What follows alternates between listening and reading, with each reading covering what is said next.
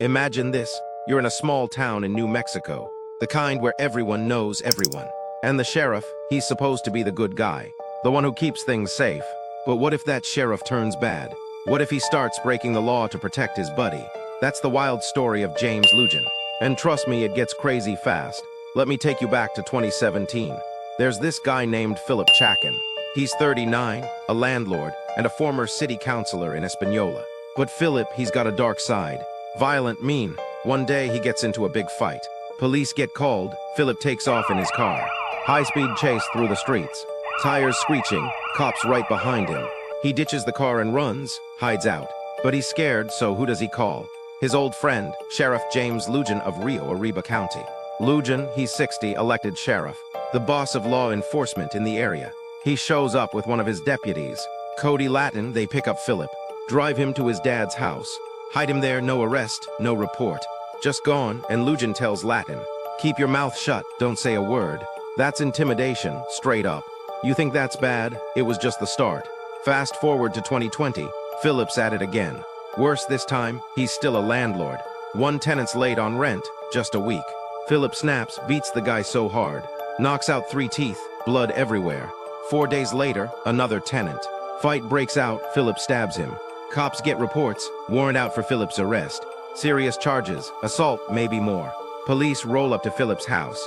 Search warrant in hand, they're ready. But boom, a gunshot from inside. Hearts pounding, then Philip bursts out. He's got rifles, multiple, pointed at the cops. They yell, drop them now, he does. But then he runs back in, locks the door, barricades himself, full standoff. SWAT gets called, perimeter set up. Guns aimed at the house, tense. Hours could pass, anyone could get hurt. Inside, Philip panics, he's trapped. So he makes a call. To who? Sheriff Lujan again. Lujan's off duty, at home drinking. Boozed up, but he jumps in his car. Drives to the scene, no uniform. Just shows up like he owns the place. Walks up to the officers, demands control. Pull back, he says. I'll handle this. I'll bring him in, the lead officer. A woman, she's sharp. Smells the alcohol on him right away. He's been drinking, she radios. No way she's letting a drunk sheriff take over. But Lujan won't back down. I'm not asking. He snaps, I'm telling you. Officers tell him to leave. Over and over, get off the scene. James, he ignores them, hangs around. Tries to boss everyone. Cops start whispering. This guy's an idiot, a clown. Frustration builds, tension thick as fog. And here's where it gets crazy. Lujan pulls out his phone, shows the police chief text from Philip. He's not in the house anymore.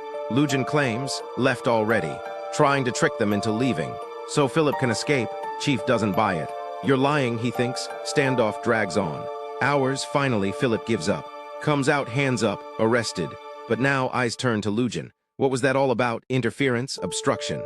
Cops everywhere, guns drawn. One wrong move and it explodes. Española police serve warrant to get Arriba County sheriffs. Police don't let it go, they dig. Find out about the 2017 chase. How Lujan hid Philip, helped him flee. Plus this 2020 mess. They get a search warrant. For Lujan's phones, texts, calls, evidence of crimes. 2 months after the standoff, May 2020, cops show up at the sheriff's office. Warrant in hand, hand over the phones. Lujan freaks out, won't give them up. Hides them with his undersheriff. Search me, he says, but the warrant's for the phones. Not him, office goes on lockdown. Chaos, Lujan yells. I'm invoking my right to an attorney. Cops nod, okay, you're under arrest. For what? Obstruction, resisting. They cuff him, lead him out. Mugshot taken. The sheriff arrested by city cops. Humiliating. Here's Lujan's mugshot. The face of a man who thought he was above the law. But wait, it gets worse. Turns out, this wasn't just about Philip. There was another guy, Sage Hammer. Local fugitive, multiple warrants. Bad news, Lujan helped him too. Warned him about police raids. Tried to shield him, interfered again. Pattern here, abuse of power, compromised. B341 F7. Trials start. First, the 2017 case with Philip. Aiding a felon. Intimidating a witness, that deputy Latin. Jury listens, evidence piles up. Text, videos, testimonies, Lujan fights it. But December 2021, guilty on both felonies. He resigns as sheriff, no choice. Sentenced to 3 years in prison. Taken away in cuffs. See 9126. Then the Sage Hammer case. Lujan pleads no contest. More time, but he serves it concurrent. Total 3 years. But he gets out after 18 months. Good behavior, time served.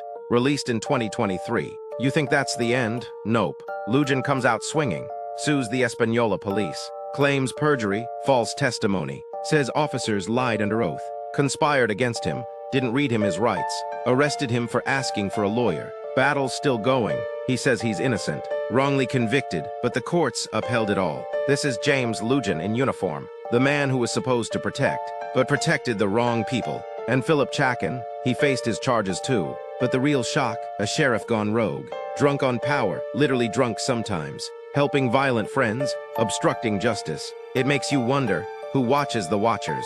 In a small county like Rio or Arriba, trust shatters easy. One bad apple ruins the bunch.